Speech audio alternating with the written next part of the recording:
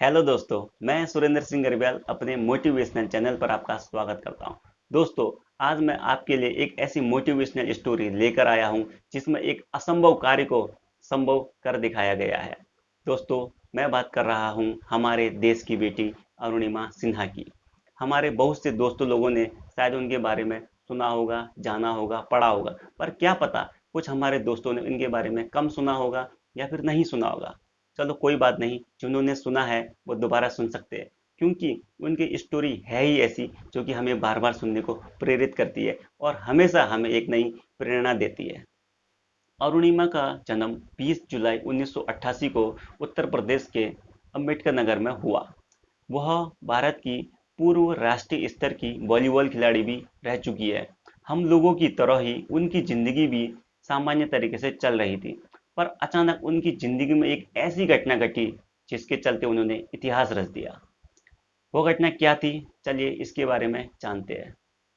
अरुणिमा 11 अप्रैल 2011 को पद्मावती एक्सप्रेस से लखनऊ से दिल्ली जा रही थी।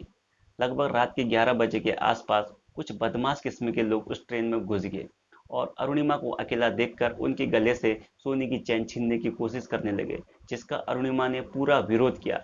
जब वे बदमाश अपने इस नापाक इरादे पर सफल नहीं हो पाए, तो उन्होंने अरुणिमा को चलती ट्रेन से बाहर फेंक दिया। वह रात भर दर्द से चिल्लाती रही, पर उस समय उनकी मदद के लिए कोई भी नहीं था। वह ट्रैक से कुछ इंच ही दूरी पर थी। धीरे धीरे उनको दिखाई देना बंद हो गया। वह बताती है कि उस रात उनके अगल बगल से उन 50 ट्रेनें गुजरी। दिखाई तो नहीं दे रहा था, लेकिन वाइब्रेशन से पता चल रहा था कि हाँ, ट्रेन गुजर रही है। सुबह जब लोगों ने अरुणिमा को देखा, तो वे तुरंत उनको बरेली हॉस्पिटल ले गए, लेकिन वहां पर डॉक्टरों ने कहा कि हम इनका इलाज शुरू करें भी तो कैसे, ना तो हमारे पास एनेस्थीसिया है और ना ही ब्लड। अरुणिमा को दिखाई तो नहीं दे रहा था, पर उनको सुनाई दे रहा था और उनका दिमाग पूरा काम कर रहा था। उनमें न जाने कहां से एक जोश आ गया, तो उन्होंने तुरंत कहा, डॉक्टर साहब, इस दर्द को मैंने रात भर बर्दाश्त किया है, अभी तो आप मेरी अच्छाई के लिए मेरा पैर काट रहे हैं, आप बिना एनेस्थीसिया ही मेरा इलाज कर दीजिए। उनकी इस जुनून भरी बातों को सुनकर डॉक्टरों ने तुरंत उनका इलाज शुरू किया और डॉक्टर और फार्मासिस्ट ने एक एक यूनिट ब्लड भी दिया। उसके बाद उनका इलाज दिल्ली एम्स से चलने लगा। जब कुछ दिनों के बाद वो जब थोड़ी सी नॉर्मल सी हो गई, तो उन्होंने अखबार में देखा कि उसमें लिखा हुआ था कि अरुणिमा के पास टिकट लेने के लिए पैसे नहीं थे, इसलिए ट्रेन से कूद गई। किसी ने लिखा था कि वो तो सुसाइड करने के लिए गई थी। वह सब सुनकर उनको बहुत बुरा लगा और अपने आप से कहा कि अभी तुम्हारा टाइम है, बोल लो, जिस दिन मेरा टाइम आएगा उस दिन मैं बता दूंगी कि मैं कौन हूँ और मैं क्या कर सकती हूँ। 4 महीने तक उनका इलाज चला और अंत में उनके कटे हुए पैर में एक आर्टिफिशियल पैर लगाया गया। डॉक्टर भी उनकी हालत को देखकर हार मान चुके थे। परिवार और रिश्तेदार की नज़र में वह विकलांग और कमजोर हो चुकी थी। लेकिन अरुणिमा नहीं चाहती थी कि कोई भी उसे बेबसी और लाचारी की नज़रों से देखे। उन्होंने उसी समय सोच लिया कि मैं अपनी जिंदगी पैसा की या व्हील चेयर पर नहीं गुजार सकती, और उन्होंने उसी समय डिसाइड कर लिया कि वह एक इतिहास रचेगी। और उसी समय उन्होंने दुनिया का सबसे टफ गेम माउंटेनियरिंग को चुना और माउंट एवरेस्ट को फतह करने की सोची। सोचना बड़ी बात नहीं है, लेकिन ऐसी स्थिति में सोचना जबकि आपके एक पैर आर्टिफिशियल है और दूसरे पैर में रॉड लगी है, ऐसी स्थिति में वो भी एवरेस्ट फतेह करने की सोचना बहुत बड़ी बात है। जब अरुणिमा ने लोगों से बात शेयर की कि वो एवरेस्ट फतह करना चाहती है, तो लोगों ने उनका मजाक उड़ाया और कहा कि पागल हो गई है क्या, दिमाग खराब हो गया है क्या, चुपचाप कोई छोटी मोटी नौकरी कर ले और अपना जीवन यापन कर ले। लोगों ने उनकी शारीरिक विकलांगता देखी, लेकिन उनके मन में क्या चल रहा है यह नहीं देखा। अब उनके मन में बस दो बातें थी कि लोगों को जवाब कैसे देना है और एवरेस्ट फतेह कैसे करना है। हॉस्पिटल से डिस्चार्ज होने के बाद अरुणिमा सीधे बछेंद्री पाल जी के पास गई। बछेंद्री पाल जी भारत की पहली महिला एवरेस्ट विजेता है, जिन्होंने सन 1984 में एवरेस्ट सबमिट किया था। बछेंद्री पाल जी ने भी अरुणिमा के जज्बे को सलाम किया और कहा कि तुमने ऐसी स्थिति में एवरेस्ट फतेह करने की सोची, अपने अंदर तो तुमने एवरेस्ट को फतेह कर लिया, अब तो लोगों को बस दिखाने के लिए एवरेस्ट फतेह करना बाकी रह गया है। बहुत कोशिशों के बाद आखिर उनको एवरेस्ट सबमिट करने का एक मौका मिल गया। हम मुंह से तो बोल देते हैं, लेकिन जब हम फील्ड में पहुंचते हैं ना, तभी पता चलता है कि हम कैसे करेंगे।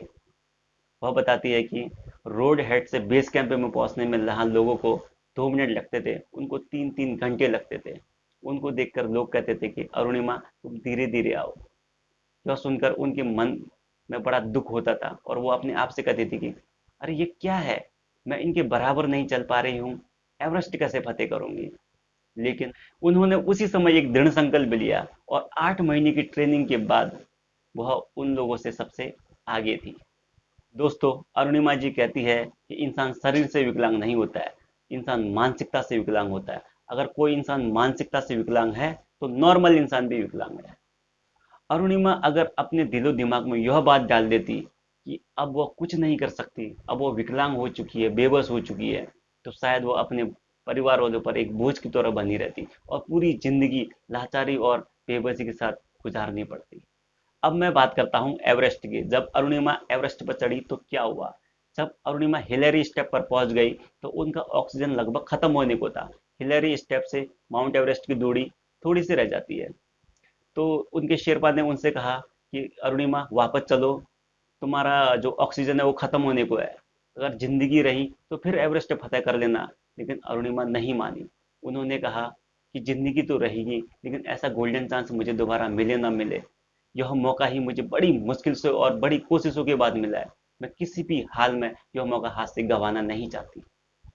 उनको बछेंद्री पाल जी और उनकी माता जी की बातें याद आने लगी कि उन्होंने कहा था कि जब तुम्हें अपना डिसीजन खुद लेना हो तो तुम जहां पर अभी पहुंची हुई हो वहां से थोड़ा सा पीछे मुड़कर देख लो कि तुम एक एक कदम बढ़ाकर यहाँ तक पहुंची हो। बस तुम एक कदम और बढ़ा लो तो तुम अपनी मंजिल तक पहुंच जाओगे। और हुआ भी बिल्कुल वैसे ही। उन्होंने एक कदम बढ़ाया और थोड़ी ही देर में 1 से 1.5 घंटे के बीच में वो टॉप ऑफ द वर्ल्ड में थी।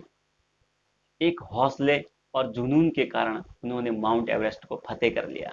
उनकी दृढ़ संकल्प शक्ति और आत्मविश्वास के कद के आगे माउंट एवरेस्ट जैसे दुनिया के सबसे ऊंची चोटी को भी झुकना पड़ा। अगर वह आधे रास्ते से वापस आ जाती तो दुनिया कुछ कहने वाली नहीं थी। बस वह यह कह देती कि मेरा ऑक्सीजन खत्म हो गया था। लेकिन क्या वह अपने दिल को कभी समझा पाती। शायद पूरी जिंदगी वो अपने आप को माफ नहीं कर पाती। और यह चीज उन्होंने पहले ही सोच लिया था। और टॉप पर पहुंचकर उन्होंने एक वीडियो भी बनाया, क्योंकि उनको पता था अगर मैं वापस नहीं आ पाई तो इस वीडियो के माध्यम से वो देशवासियों को और उन युवाओं को एक प्रेरणा देना चाहती थी। वह वीडियो यह है।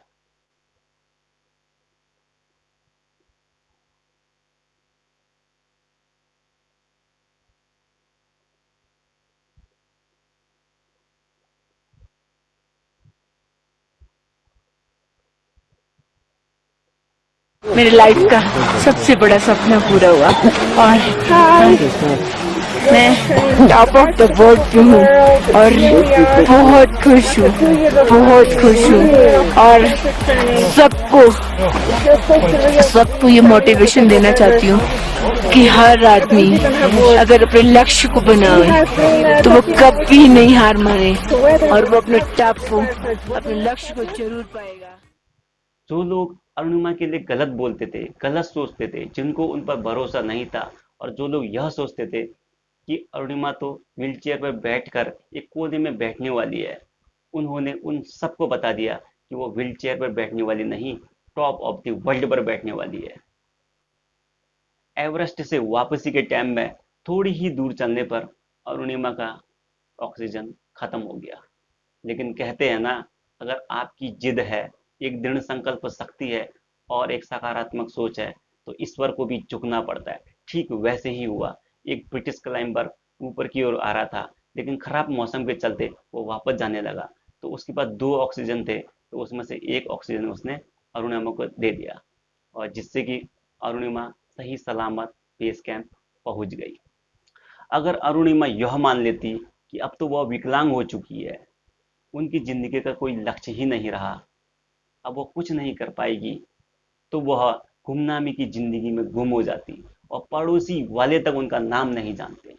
लेकिन उन्होंने अपनी समस्या को समस्या न समझा और ऐसा काम कर दिखाया कि पूरा देश तो क्या, पूरा विश्व उनके नाम को जानता है। और इतिहास के पन्नों में उनका नाम हमेशा हमेशा के लिए दर्ज हो गया।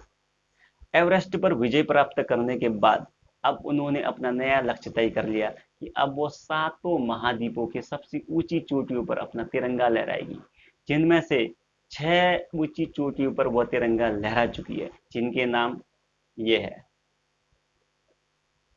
लोग कहते हैं कि अरुणिमा ने पैरों से चलकर एवरेस्ट फतेह किया है, लेकिन वह कहती है कि उन्होंने पैरों से नहीं, अपने दिल और दिमाग से एवरेस्ट फतेह किया है। अगर पैरों से चलकर मंजिल मिलने वाली होती तो अब तक अरबों लोगों को अपनी अपनी मंजिल मिल चुकी होती है। वह तो हौसला होता है जो कि हमें कहीं भी पहुंचा देता है।